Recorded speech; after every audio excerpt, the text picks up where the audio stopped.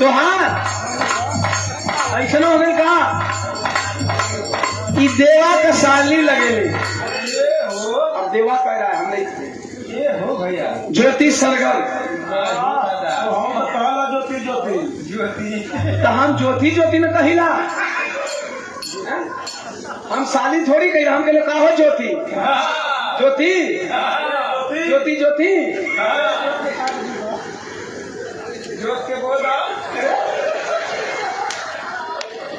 ज्योति सरगम बिरहा की बहुत अच्छी गायिका, बहुत बढ़िया गायकी, कम उम्र में कम समय में बढ़िया अदायगी, बढ़िया गायकी और स्पीच का भाव भी बहुत बढ़िया है।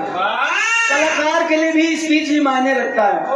तो ये ज्योति बाबू के द्वारा माला और बहुत सा रुपया देके सम्मान के लिए झुंझू दिया। कलाकारी दिन दुना रात चौगुना बड़े आज तक न तो धीरे धीरे पता चल गए। हवा का नाता में गड़बड़ी व साली का नाता में गड़बड़ी नहीं थी। हवा से लगा लो साली से ला जोड़ नहीं।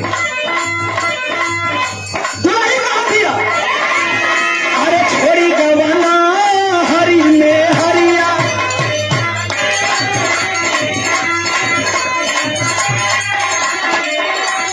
शिल्पी हमसे कहा करी अरे छोड़ी गवाना हरी में हरिया हरी में हरिया पिया भैया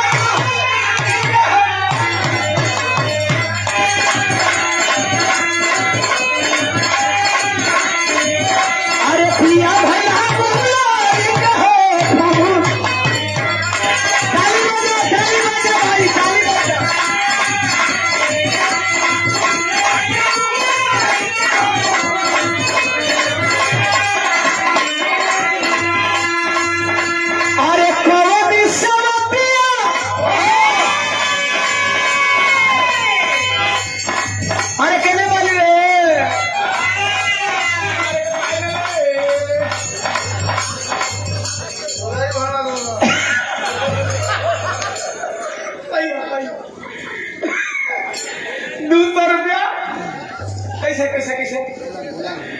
गुलाम भैया म्यूजिक डायरेक्टर और अब ही लाइन गवाए खाली देवा बाबू खड़ा बने। अरे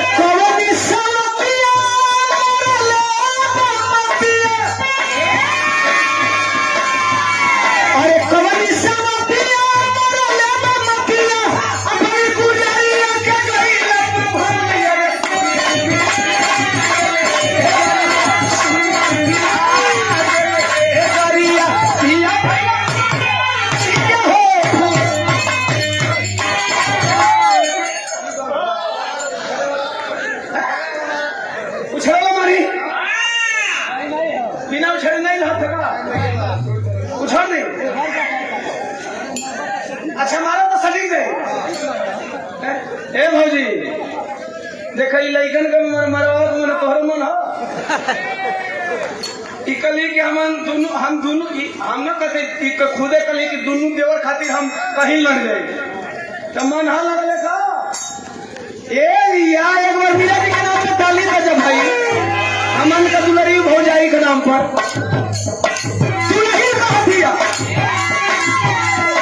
अरे कौन साथिया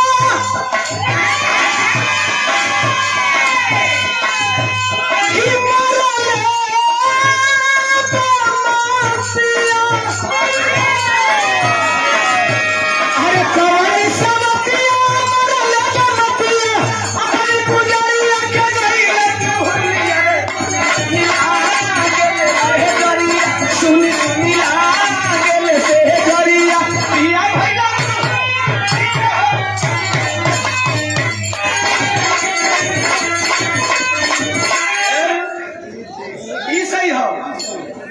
एक बार ताली बजा और चुप्पी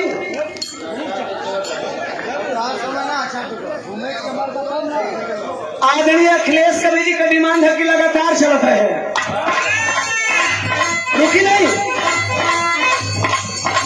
सुन लागले से जरिया एक बार ताली तो बच सकते एक बारी से गायक एक बार से कवि